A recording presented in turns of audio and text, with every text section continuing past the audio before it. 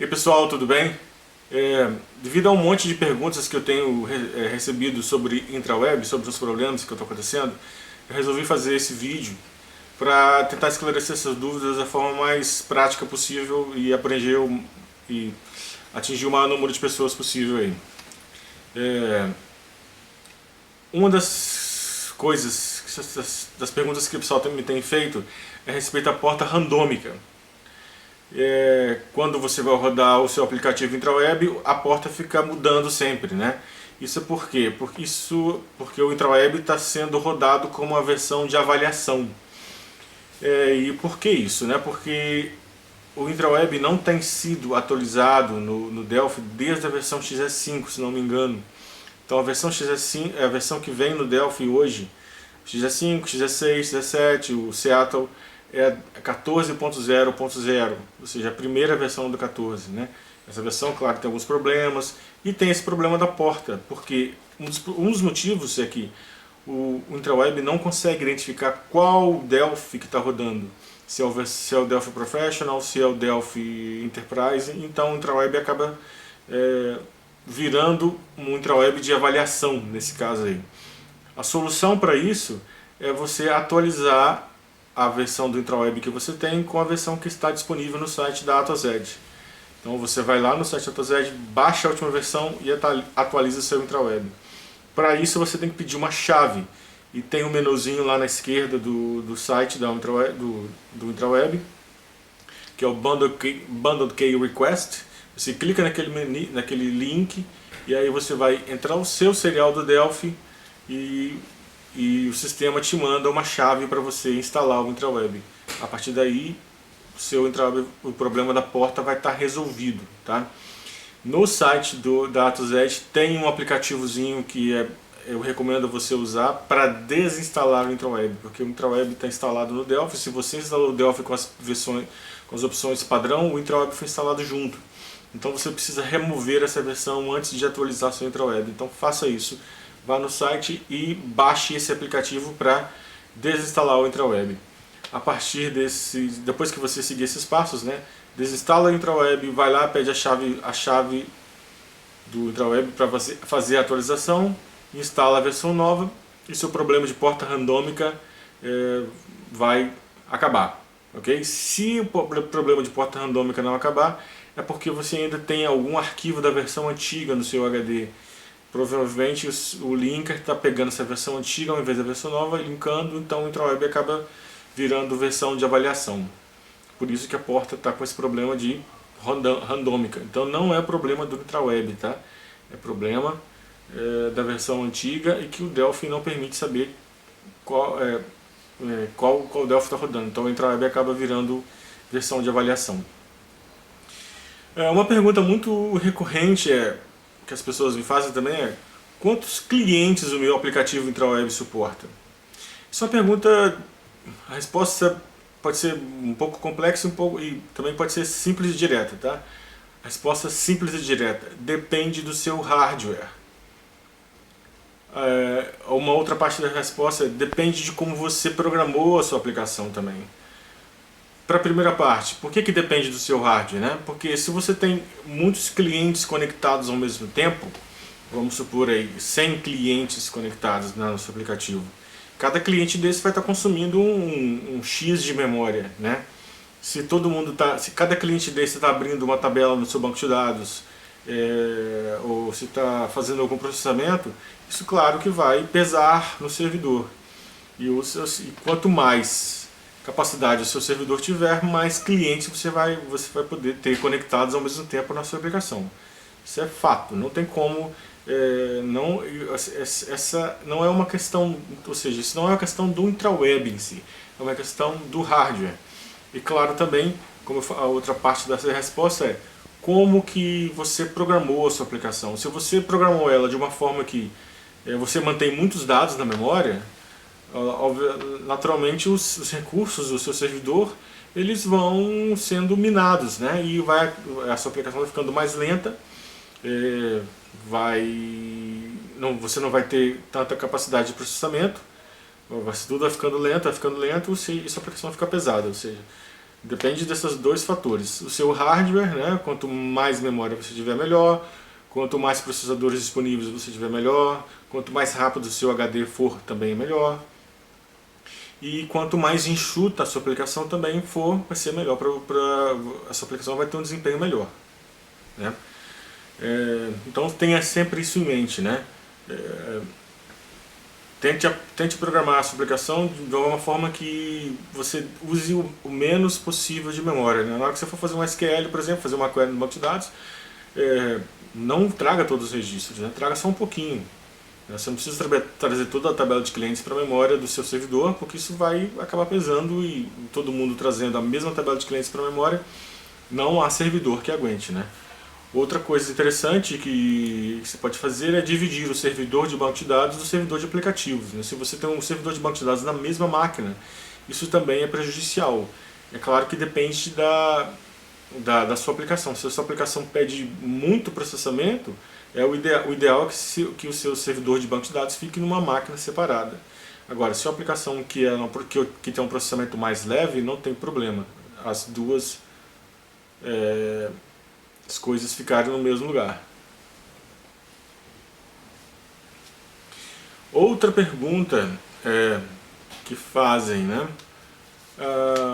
O WhatsApp não funciona na versão que eu tenho. E é verdade, o WhatsApp não funciona na versão que você tem desde que você esteja usando a versão que vem no Delphi. Porque essa é uma funcionalidade que é restrita nessa versão. Então, para o WhatsApp funcionar, você precisa da versão paga, não tem outra forma, né? E nada mais justo, né, com o pessoal da DataZed, que você comprar a versão paga se você precisa de mais recursos.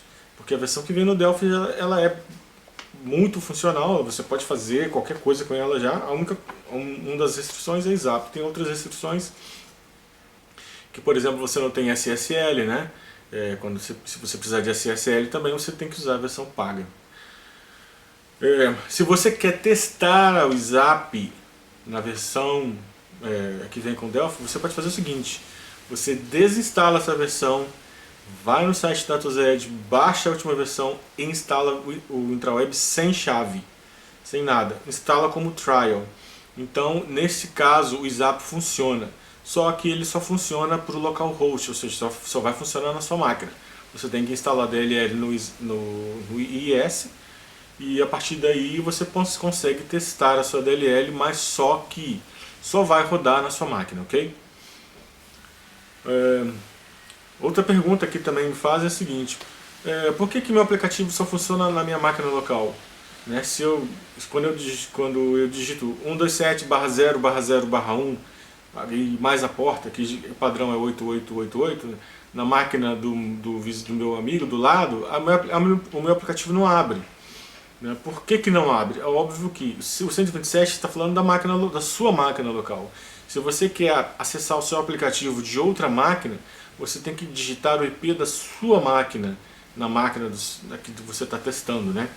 Você tem que verificar com o seu administrador de rede qual que é o IP da sua máquina.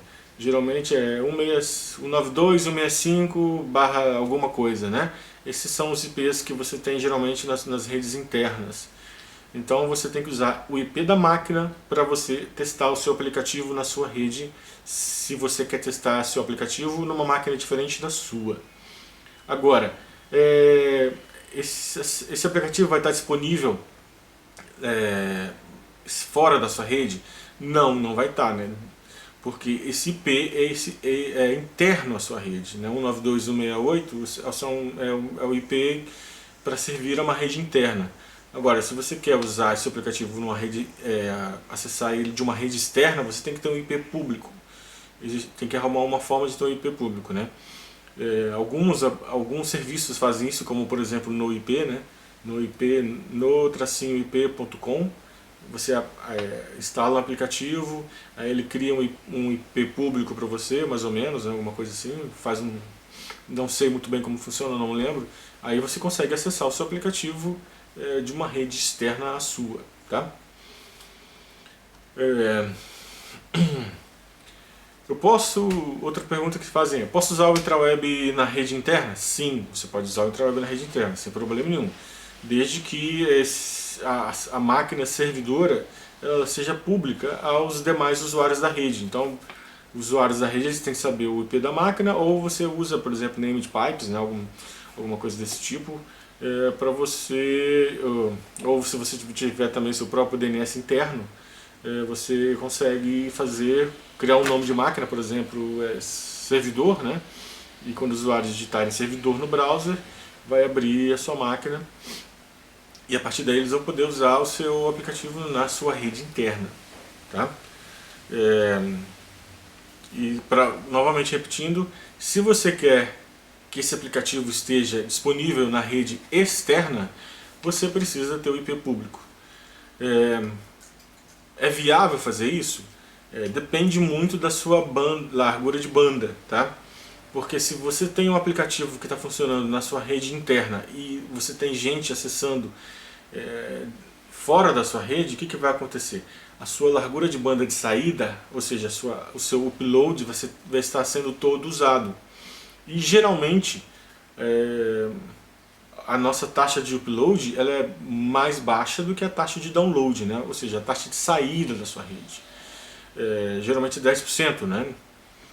Então, se você tem um link aí, digamos, de 10 megabits de entrada, o seu link de saída geralmente vai ser 1 megabit. Se você tem 10 clientes, 20 clientes acessando, vai ser muito lento. Além do que, você vai estar dividindo a sua internet de saída, né, com todos os usuários da rede. Exceto que você tenha um link dedicado para isso. Sempre possível fazer isso, né? Mas é mais complicado por causa do limite da sua internet. Então, se você tem uma internet limitada, não é bom negócio você servir o seu aplicativo a partir da sua rede interna. É muito mais negócio você ter esse aplicativo rodando num servidor externo, em uma empresa de hospedagem, por exemplo, né? Você aluga um servidor e a partir dessa rede, a partir desse servidor, os seus usuários vão acessar o seu aplicativo. É claro que tem algumas complicações de gerenciamento, mas nem tanto, né? É muito comum as pessoas usarem os servidores virtuais, né? Da Amazon, por exemplo, é uma boa opção, apesar de que eu não tenho ideia de custo, né? Claro que não vai ser barato, a gente tem que ter uma ideia disso, que você não vai pagar R$ 30 por mês para ter um aplicativo hospedado, né? A gente está falando aí de 300, 400, 500, 600 reais por mês no mínimo. Às vezes R$ 1.000, dependendo do que você precisa. É um custo que tem que se pagar quando você quer uma funcionalidade desse tipo. Você quer um aplicativo rodando na web, não tem jeito, você tem que ter um custo envolvido nisso. E você tem que arcar com esse custo, ou então você não tem aplicativo rodando na web, né?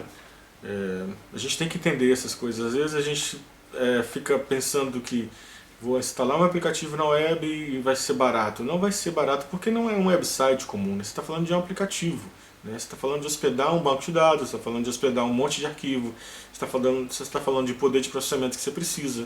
Então a gente tem que ter consciência disso aí no momento que a gente pensa em levar um aplicativo para a internet. Agora, se você voltando atrás, quando a gente falou sobre hospedar numa rede interna, né? Aí claro que não tem custo nenhum, exceto o próprio servidor que você tem que ter para hospedar seu aplicativo, já que o aplicativo vai estar rodando na sua rede interna, não tem problema nenhum. É barato isso aí, né? Na verdade, o custo é zero em relação a tráfego de dados, essas coisas assim. Já que o seu hardware está ali, já é seu, você já pagou por ele, não tem problema nenhum. Para hospedar, uma pergunta sempre frequente é onde que eu hospedo o meu aplicativo intraweb, né? Eu posso hospedar isso em uma hospedagem que aceite Zap, ou que aceite eu colocar o meu executável, o meu serviço, né? Porque lembrando que a gente pode ter um tipo de instalação do intraweb a forma de serviço, então além da Zap, né? Então, se você tem um serviço de hospedagem que te permite isso, que permita instalar o serviço ou permita instalar a sua DDL Zap, então está tudo certo. Mas, infelizmente, isso não é comum, né? Existem muito poucas hospedagens que fornecem esse tipo de serviço de instalação, de aplicar para a instalação de DLL ou de executável, né? Como serviço, né? Há um tempo atrás eu tinha uma empresa de hospedagem que eu hospedava e eu decidi parar porque não estava dando retorno, mas não vem ao caso. E talvez eu estou pensando por causa da quantidade de pedidos que eu estou tendo, estou pensando em reativar esse serviço. Então eu vou até colocar o link aí embaixo na descrição. Outra pergunta que sempre fazem: como que eu configuro o ISAP? Eu vou colocar um link aí na descrição do vídeo para vocês saberem como que, para vocês seguirem o passo a passo, né, de como configurar o ISAP, o IIS para você testar a sua ISAP. Não é muito complicado, esse tutorial está em inglês, tá? Mas você pode usar o Google Translator aí tranquilamente para poder entender o que esse documento está falando, esse tutorial está falando. Eu acho que por hoje é só, tá, pessoal? Essas são essas perguntas que sempre me fazem. Se surgirem mais perguntas, eu vou dando uma catada dos meus e-mails, das minhas mensagens, e vamos dando, se tiver mais perguntas eu faço um novo vídeo sobre isso. Espero que esse vídeo tenha sido útil para vocês e até a próxima.